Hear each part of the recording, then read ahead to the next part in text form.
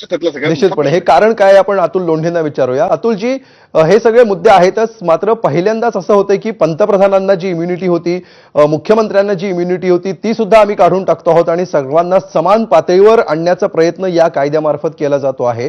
अशा प्रकारचं हे विधेयक जर आहे तर त्याला विरोध नेमका का होतो आहे? तुम्हाला नेमकी कशाची भीती वाटते? आम्हाला काही भीती वगैरे काही वाटत नाही. बरं. याच्यामध्ये जी धुळफेक आहे ती सांगतो मी तुम्हाला काय आहे. सगळ्यात पहिले नैतिकतेची गोष्ट करणाऱ्या भाजपनी जेवढ्या लोकांवर आरोप केले हम्म. आणि जेवढ्या लोकांना आम्ही जेलमध्ये पाहतो, आता बघा त्या पालतं अजित पवारला कधी जेलमध्ये दावला देईल असे म्हणणारे अनेक लोक आहे.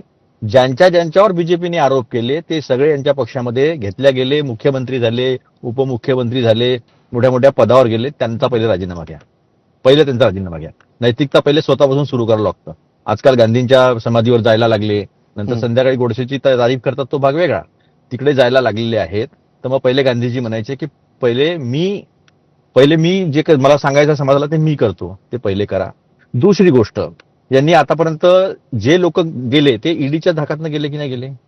ज्यांच्यावर ईडी, इन्कम टॅक्स, सीबीआयचा वापर झाला ते गेले ना.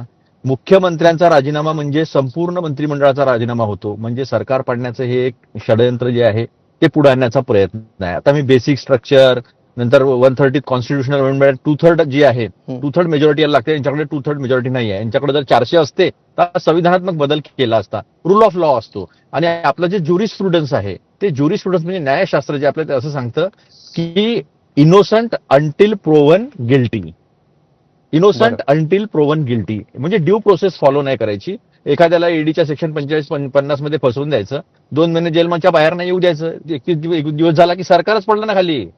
त्यामुळे हे बिल त्यांना माहिती होतं होणार नाही आहे. पण राहुल गांधींची ज्या पद्धतीनं एसआयआरच्या विरोधामध्ये, वोट चोरीच्या विरोधामध्ये जे आंदोलन सुरू आहे, जे रस्त्यावर लाखोच्या संख्येमध्ये लोक त्यांच्यासोबत बिहारमध्ये जातात, त्याला कुठेतरी डायव्हर्शन टॅक्टिक्स म्हणून हे बिल आणलेलं आहे. हे बिल त्यांना पण नको आहे. अतुलजी, तुमचा